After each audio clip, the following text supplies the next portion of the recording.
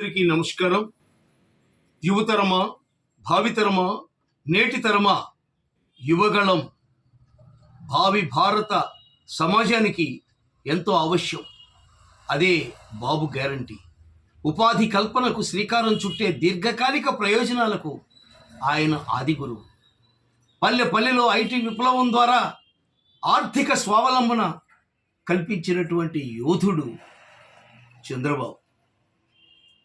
అలా కాకుండా 5,000 రూపాయల ఉద్యోగాన్ని కల్పించి కాయ కష్టాన్ని దోచే నీచ సంస్కృతి చంద్రబాబు చరిత్రలోనే లేదు.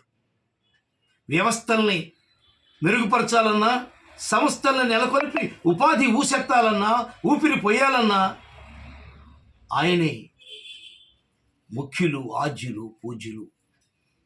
ఇకపోతే ఇవాళ ఉన్నటువంటి పరిస్థితుల్లో ప్రజాస్వామ్యాన్ని కూల్చేందుకు దొంగ ఓట్లు, కుయుక్తులు, కుట్రలు పన్ని మళ్ళీ అధికారం రావాలనుకుంటున్నటువంటి వైసీపీ పార్టీకి అది కళ్ళగానే మిగిలిపోతుంది, కళ్ళలైపోతుంది, కలగానే మిగిలిపోతుందని తెలియచేస్తూ, మరి మళ్ళీ తెలుగుదేశం పార్టీ అధికారంలోకి వస్తే అన్ని విధాల అన్ని రంగాల్లో మరి సామాజికాభివృద్ధి, సమతుల్యత, సమభావం, సమధర్మం, సామాజిక చైతన్యం, అన్ని సామాజిక వర్గాలకి సమున్నత స్థానం కల్పిస్తారని ఆశిస్తూ, ఆకాంక్షిస్తూ, అందుకు ఆంధ్ర రాష్ట్ర ప్రజలందరూ కూడా ముక్త కంఠంతో ముందుకు రావాలని, తెలుగుదేశం విజయబావుట ఎగరవేయాలని కోరుతున్నాను.